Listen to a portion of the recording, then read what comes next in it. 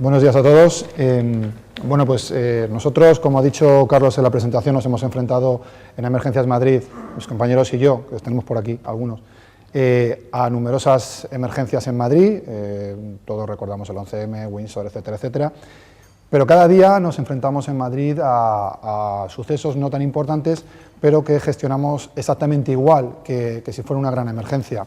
Esa es una de las claves, ¿no? Gestionar el día a día para cuando llegue el suceso extraordinario poderlo trabajar con él y gestionarlo de una manera bastante adecuada. Lo que en los próximos minutos voy a intentar transmitiros es cómo lo gestionamos, cómo trabajamos habitualmente en Emergencias Madrid y también los nuevos retos a los que nos estamos enfrentando con las redes sociales, cómo hemos tenido que ir cambiando nuestra metodología de trabajo. Antes de nada, quería explicaros brevemente qué es Emergencias Madrid. Como ha explicado Luis, Madrid, tanto 112 Emergencias 112 de la Comunidad de Madrid como Emergencias Madrid, que tienen un funcionamiento muy similar, muy parecido, somos gabinetes un poco atípicos dentro del panorama nacional. No hay ningún gabinete como el nuestro, por muchas razones, pero fundamentalmente también es por la importancia de tanto de la Comunidad como de Madrid y también por la cercanía. Nosotros podemos estar en cualquier punto de Madrid en pocos minutos, igual que los compañeros de la comunidad, pues tarda un poco en llegar a los sitios, porque una de nuestras claves, que ahora lo veremos, es que nos desplazamos al lugar de los hechos. Nosotros gestionamos la información de los servicios de emergencia que dependen del Ayuntamiento de Madrid, SAMUR, Bomberos de Madrid, sobre todo. Se crea Emergencias Madrid en octubre de 2003, compuesto por 4 periodistas. Aquí estamos hoy los 4 que gestionamos Emergencias Madrid. Además de mí, pues está Beatriz Martín y César Gómez, que fuimos los 3 que empezamos, y posteriormente pues, se vino con nosotros también Javier Monzón, que ha sido un gran fichaje, que hoy está de guardia, por cierto, por eso le veis de amarillo, y que nos encargamos, como digo, de gestionar esta comunicación de los servicios de emergencia 24 horas al día, 365 días al año. Tenemos un sistema de guardias de 24 horas, de tal forma que siempre hay un compañero de guardia con el teléfono abierto para gestionar o para atender llamadas de cualquier periodista, y dependemos no de los servicios de emergencia, nuestro jefe no es el director de emergencias del Ayuntamiento de Madrid, sino la Dirección General de Medios del Ayuntamiento de Madrid. Digamos que dependemos del gabinete de comunicación, no del gabinete de emergencias, digamos. Como decimos, estamos integrados, esta es una de las claves nuestras, estamos integrados en los servicios de emergencias o las propias centrales de bomberos o de SAMUR o de Policía Municipal, las que nos activan en el caso de alguna emergencia, que previamente nosotros hemos pactado con ellos los supuestos en los que nos tienen que avisar. Nos avisan prácticamente como si fuéramos una columna más dentro de la columna sanitaria, un elemento más dentro de la columna sanitaria, es decir, avisan a las ambulancias que tienen que ir a un siniestro y a continuación nos llaman a nosotros. Cuando llegamos al sitio, pues recopilamos los datos de lo que ha ocurrido, grabamos vídeo, hacemos fotos, que luego distribuimos a los medios de comunicación. Tenemos un contacto directo con los medios, es decir, somos también portavoces, aparte de transmitir la información a los medios, pues hacemos cortes para radio, hacemos totales para televisión y gestionamos las redes sociales, las nuestras, que nuestra cuenta de Twitter es Emergencias Madrid, y tenemos un canal de YouTube donde subimos nuestras imágenes. Emergencias Madrid, nuestra cuenta además se suscribió al sistema de Twitter Alerts, después de Policía, pero somos el primer gabinete de prensa de servicio de emergencias de España que lo tiene. De momento no lo hemos utilizado y esperemos que nunca lo tengamos que utilizar.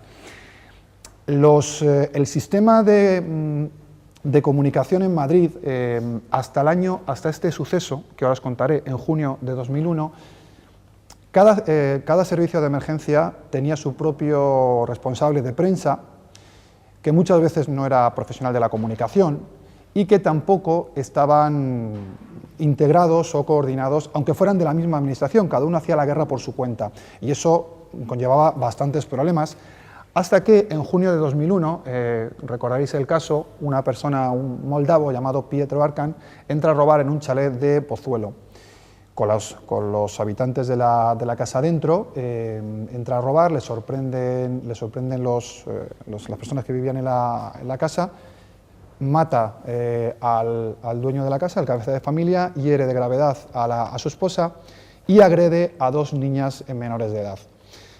Después de aquel suceso, los medios de comunicación, al conocer ese suceso, los medios de comunicación, yo estaba trabajando entonces en la cadena SER, tuvimos que tirar de donde pudimos para conseguir información. Y la información que al final se transmitió a los medios,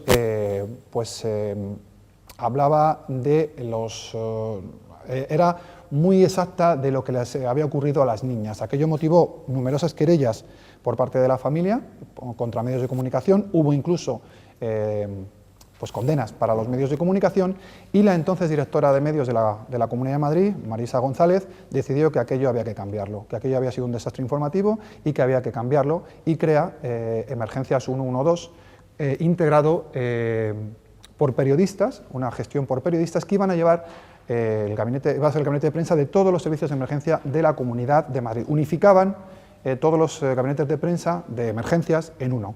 Luis Serrano formó parte de aquel gabinete, él aportó su experiencia como responsable de prensa de bomberos de la comunidad en aquel entonces, y lo que se hizo fue gestionar la comunicación como si fuera una agencia de comunicación, es decir, lo que hemos dicho antes, recopilación de información, recopilación también de imágenes y de fotos que se transmitían, luego posteriormente se cedían a los medios, y muy importante, coordinación entre instituciones, no solamente dentro de la propia administración pública, sino con otras administraciones públicas como el Ayuntamiento de Madrid, con policía, con Guardia Civil, etcétera, etcétera. Ese es el modelo que nosotros posteriormente, cuando a mí se me hace el encargo de crear Emergencias Madrid en 2003, pues yo traigo al Ayuntamiento de Madrid.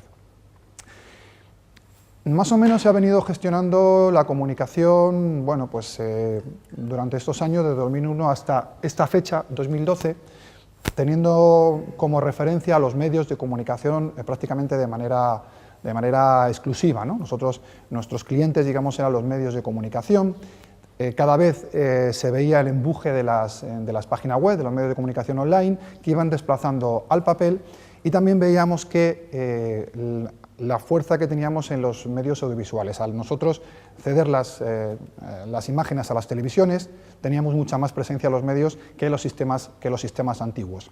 Pero yo calculo, esto es algo que yo creo, hacia el año 2012, ya el uso masivo de los smartphones, de las redes sociales, hace que, como ha dicho Carlos antes también, cada persona tenga un medio de comunicación, o sea, un periodista en potencia en su mano, ¿no? Con el smartphone ya se pueden grabar imágenes, se pueden pasar fotos, y cualquiera que esté presenciando un suceso lo puede colgar en Internet, lo que a nosotros, como gabinetes de prensa de emergencias, pues nos cambia el sistema de trabajo. También nos beneficiamos de la innovación tecnológica, porque las nuevas tecnologías también nos sirven a nosotros para mejorar. Y desde luego nos tenemos que integrar en las redes sociales. Nosotros elegimos Twitter y YouTube, y nos dirigimos, como he dicho, a nuevos receptores. Ya no solamente tenemos que hablar con los medios de comunicación, sino que cualquier usuario de redes sociales ya tiene acceso a nosotros a través de Twitter, y ya pues tenemos que responder a preguntas de qué está pasando entre el barrio, que he visto ambulancias, o una columna de humo entre el barrio, qué es lo que está ocurriendo.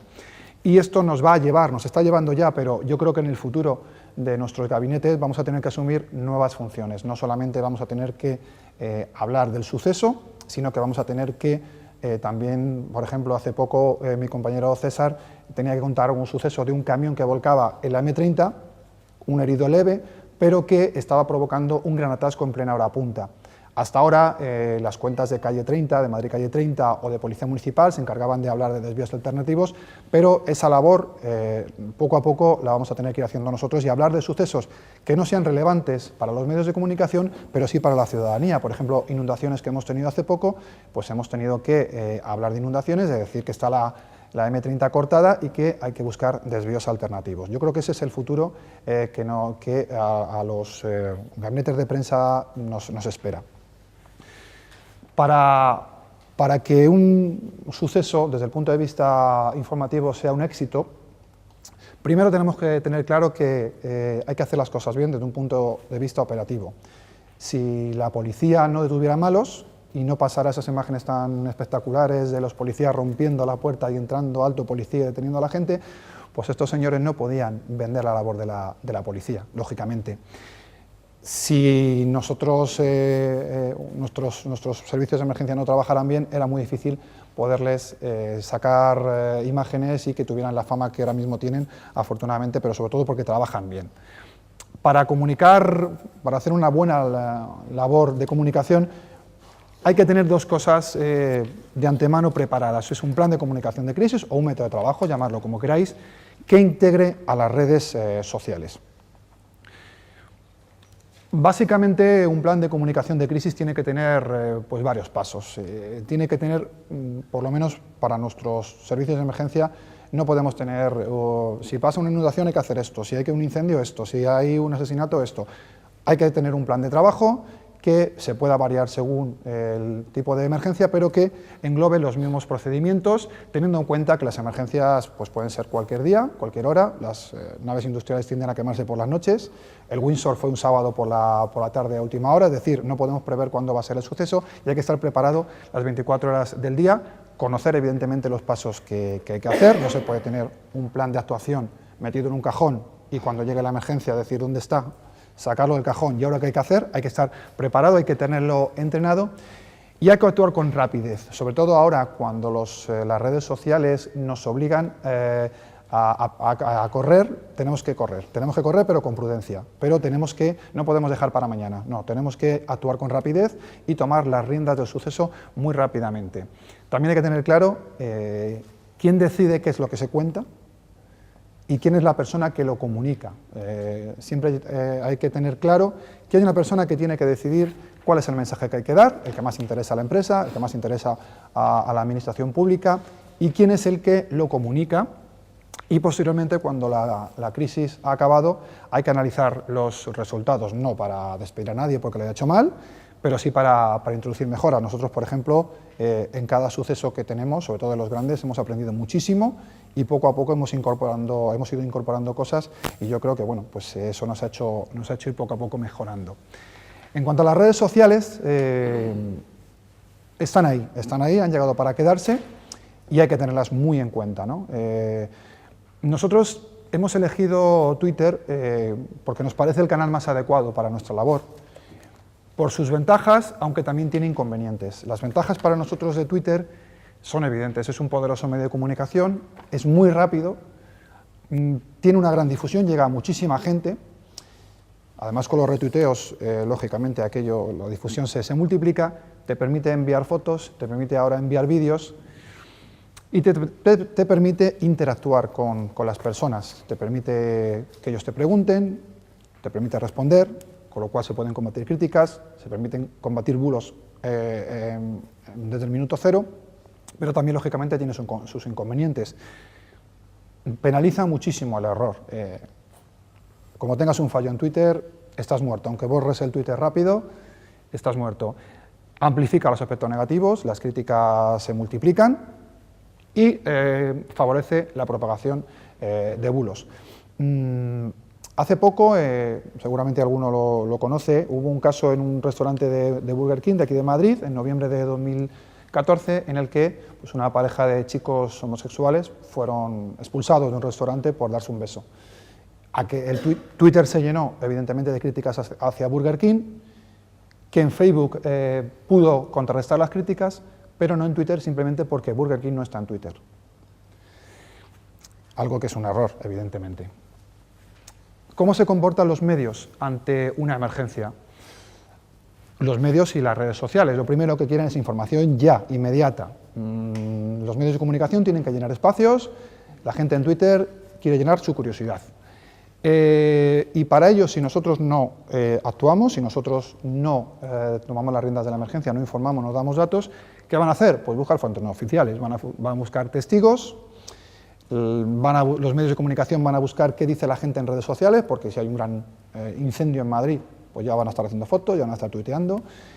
Y además las redes sociales van a ver qué están diciendo los medios de comunicación, que a su vez han hablado con testigos y van a hacer sus propias versiones de los hechos. Yo, por ejemplo, cuando no había Twitter, cuando se quemó el pabellón de deportes de la Comunidad de Madrid, yo estaba trabajando en la SER, a mí me mandaron a cubrir el suceso y yo estaba bajando del taxi cuando la productora del programa Iñaki Gabilondo me estaba diciendo que entrara. Yo no tenía ni idea de lo que estaba ocurriendo, simplemente que había fuego en la cubierta. Yo cogí a dos personas que estaban mirando arriba y digo, ¿qué ha pasado? No, estaban ahí con un soplete.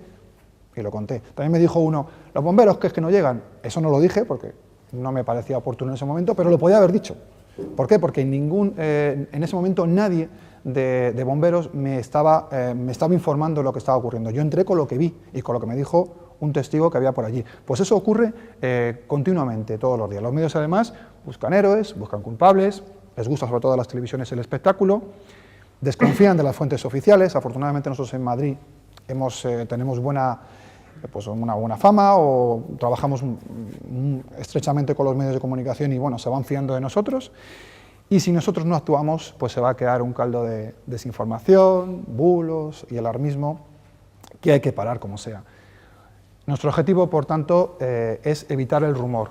¿Cómo evitamos el rumor? Liderando la información. ¿Y cómo se lidera la información? Captando rápidamente, sabiendo exactamente lo que pasa, pero de la forma más rápida posible, y detectar posibles problemas. Tenemos que ser lo suficientemente listos para saber por dónde nos pueden dar, por dónde pueden venir las críticas y anticiparnos a esas posibles críticas que pueden venir. Nuestra experiencia nos dice que lo mejor es que haya una persona o un equipo de trabajo, pero que haya un portavoz único, que no haya diferentes fuentes de una misma administración, sino que haya un portavoz único, por lo menos en un primer momento, y que tenga, si es un equipo de trabajo, que todos tengan el mismo discurso, una difusión rápida, pero con prudencia, sin correr, pero siendo lo suficientemente rápidos, y agilidad informativa. No vale con contar lo que está pasando y olvidarte, no. Hay que estar permanentemente actualizando la información, viendo lo que están diciendo los medios para poder contrarrestar críticas y poder ir actualizando, como digo, la información. Y muy importante es, ahora sobre todo con las redes sociales, monitorizar lo publicado. Nosotros, por ejemplo, tenemos bastantes problemas para conocer lo que está ocurriendo en las redes sociales, sobre todo porque nosotros estamos normalmente metidos en el lío, estamos en la emergencia, y lo que hacemos habitualmente es que cuando hay un evento suficientemente importante, lo que hacemos es que algún compañero que no esté de guardia es el que se encarga de ver lo que están diciendo los medios, ver lo que están diciendo las redes sociales, y también durante los últimos años en España se han implantado los equipos VOS, que aquí hemos traducido, es algo que nació en Estados Unidos en el 2011 y que nosotros hemos traducido por voluntarios digitales. Son personas normalmente vinculadas a los servicios de emergencia que cuando ocurre algún siniestro importante lo que hacen es miran las redes sociales para ver lo que están diciendo los tuiteros sobre todo, y de lo que se encargan es de contrarrestar los bulos y también de decir cuáles son las fuentes oficiales, las cuentas oficiales, para que las personas que quieran información del suceso sigan a esas cuentas o estén pendientes de lo que dicen esas cuentas. Y es que ahora van a venir los incendios forestales y, como suele ser habitual, hay siempre alguno que cuando hay un incendio forestal pues pide motosierras, pide retroexcavadoras y pide ayuda porque se está quemando el monte, una ayuda que no han pedido los bomberos y que además pues, puede ser perjudicial porque puede poner en riesgo a las personas que suban al monte con un hacha, ¿no? o con una retroexcavadora, y además pueden entorpecer la labor de los servicios de emergencia. ¿Cómo comunicamos? ¿Cómo hay que comunicar? Bueno, pues con cautela. No podemos empezar a soltar informaciones que no tenemos contrastadas. No hay que correr, no hay que decir tampoco todo en el primer momento. Nadie te va a pedir las causas de un siniestro en un primer momento, pero sí te van a pedir información sobre lo que está ocurriendo y los posibles riesgos. Tampoco hay que hacer de evidentes, ¿no? y decir cómo va a evolucionar el siniestro, porque podemos equivocarnos. Informar sobre nuestras actuaciones respetando las competencias de otros cuerpos. No podemos meternos, nosotros por ejemplo, tenemos muy buena coordinación con Policía Nacional aquí en Madrid, pero nunca se nos ocurrirá decir que la policía ha detenido a 2 personas que acaban de matar a una persona. No, eso lo dicen ellos, nosotros informamos de las heridas que tiene la persona que ha fallecido. Y a la hora de informar, pues mensaje claro, ideas claves, hay que contar lo antes posible lo que queremos comunicar. Si hay un incendio que no pone en riesgo a las viviendas cercanas, hay que decirlo. Un entorno natural, no hay que dramatizar, aunque veamos que aquello se va a salir de madre, nosotros tranquilos, no tenemos por qué alarmar más a la gente, sobre todo decir la verdad. Es muy importante decir la verdad. No hay, como he dicho antes, tampoco hay que decirlo todo de golpe, pero nunca hay que mentir, porque la mentira tiene las patas muy cortas. Y si nos equivocamos, si cometemos un error, se reconocen los errores y no pasa nada.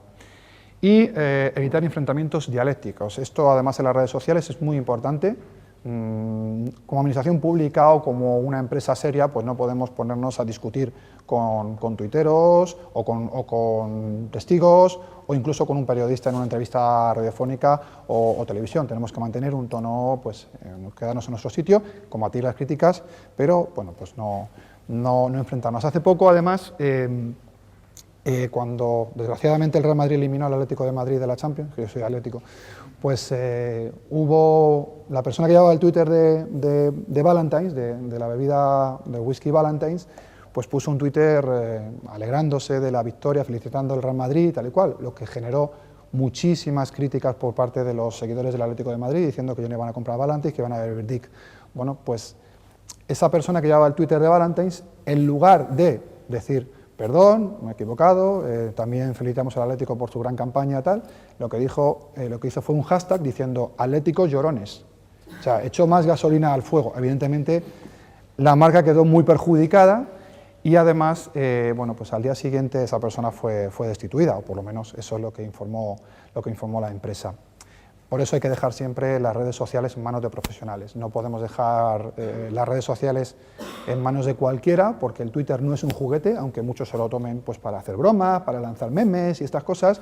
Cuando en nuestra empresa o nuestra administración es una empresa seria y una administración pública tiene que serlo siempre, hay que dejar el Twitter, tener muy claro lo que hay que hacer, el método de trabajo que hay que hacer y dejar pues las redes sociales y toda la comunicación hay que dejarla en manos profesionales y dejarnos de, pues eso, de meternos con gente, de discutir con la gente, porque se está jugando mucho prestigio por parte de las empresas y por parte de las administraciones.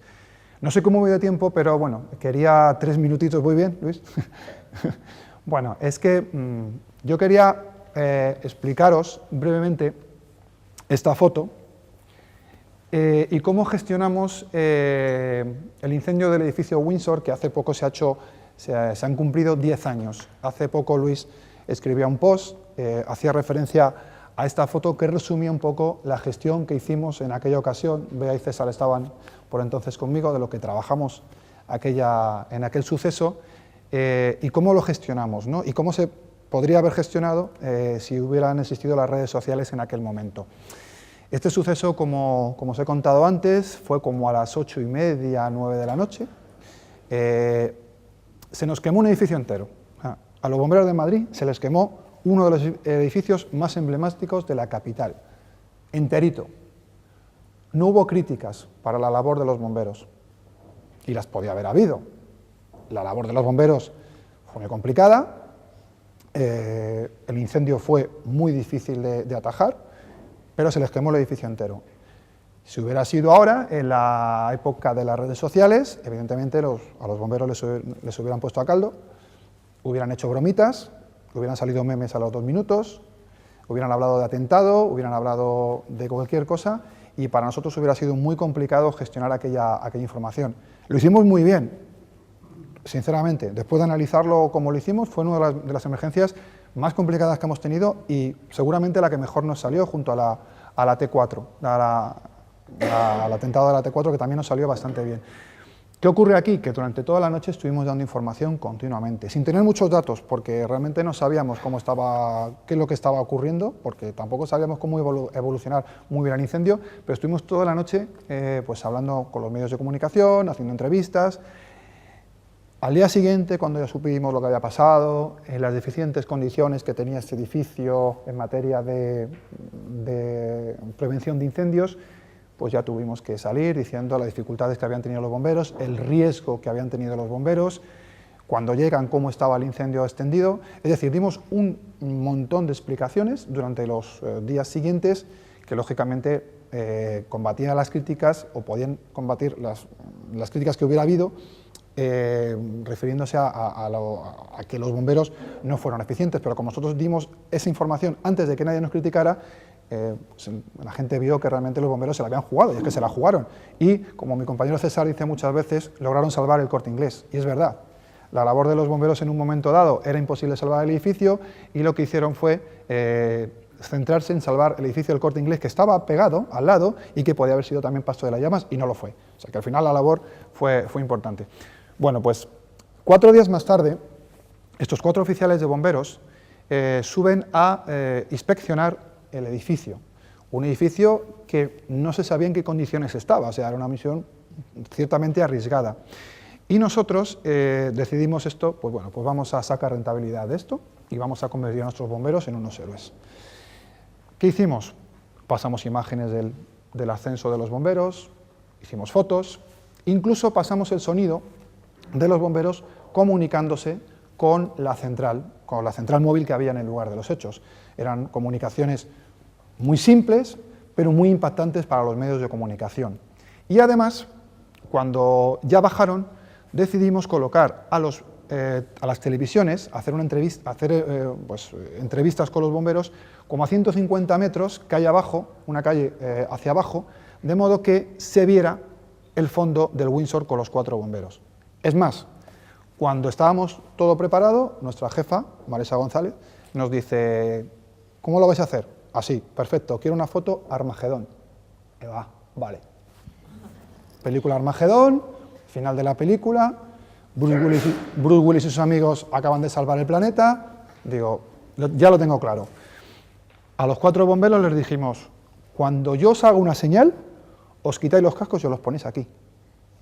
Cuando bajaron los bomberos, les hacemos una señal, se quitan los cascos, se ponen los cascos aquí y bajan unos 100 metros como si acabaran de salvar el mundo. Es decir, una emergencia que se nos podía haber venido en contra, al final logramos que sacarla en positivo y dejar a los bomberos como auténticos héroes, que muchas veces es cierto que lo son. Pues eso es todo lo que se me ha contado. Muchísimas gracias. Gracias. Adiós.